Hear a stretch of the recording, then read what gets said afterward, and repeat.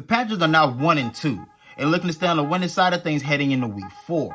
And right now, their opponent is the Arizona Cardinals. And in today's video, I'll give you the keys to victory.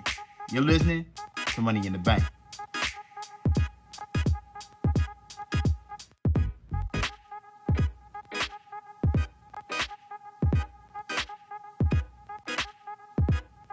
The Panthers are facing a Cardinals offense that's led by the legs of Kyler Murray.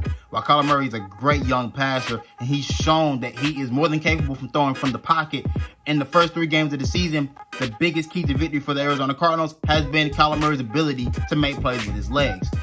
Look, his ability to get out of the pocket and escape and create is what's going to be huge for him. And for Carolina, the biggest thing you can do, keep him in the pocket, corral him. You did it last year when you played Arizona in Arizona. You're going to have to do it this year when you play them in Charlotte. It's going to be all about matchups. And then the one matchup that you have that you screamed it all offseason about versatility on the defense, well, time to show it. Jeremy Chin is going to have to be a guy you may have to leave as a spy for Kyler Murray. Seems to match up well, can play in the box as a linebacker and can play as a safety. He's the type of guy you want to use in this situation. This is why you brought him in. This is why you want one of these versatile guys across the line of the defense. Jeremy Chin is going to have to play a huge part in what you do defensively in this week's game. That's going to have to be the case because we still know that our back end is not very strong, and that's not going to change from now until the end of the season. It'll only probably get worse. And you look at the receivers you're facing this week: DeAndre Hopkins, Larry Fitzgerald, Christian Kirk, along with the running back and Kenyon Drake that can catch the ball out of the backfield and can also run in between the tackles with the best of them. This is an offense that's very potent and they're dynamic everywhere on this offense.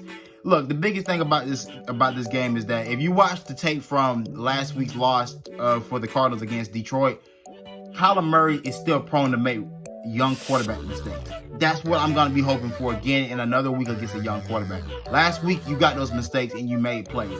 I'm looking at Phil Snow and saying, hey, look, this is another young quarterback. I expect you to be able to feast on the young quarterbacks and make them have to elevate their game to a new level.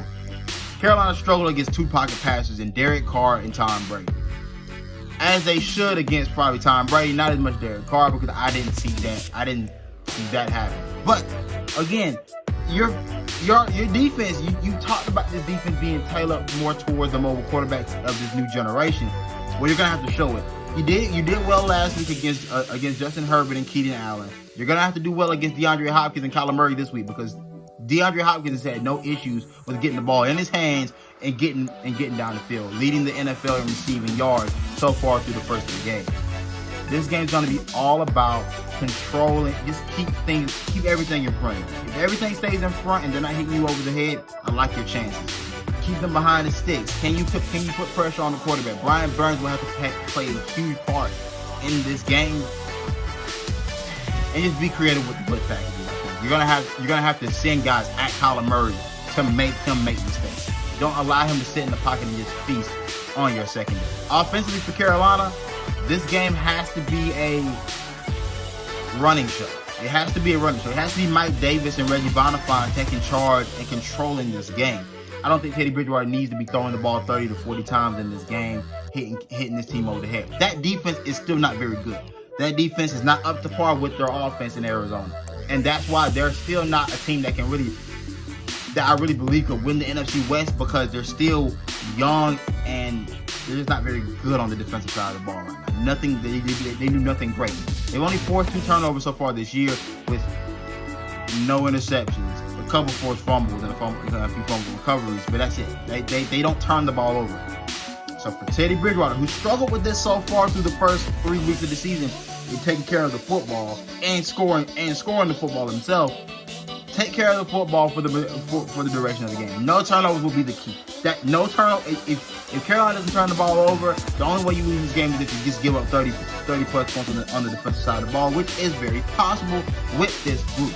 Now, run the ball, control the pace. Teddy Bridgewater shouldn't have. I honestly think Carolina should take a Baker Mayfield approach to Teddy Bridgewater and have his offense run. Cleveland finally realized that, hey, we're a better running team than we are passing team. We have Nick Chubb and Kareem Hunt in the back.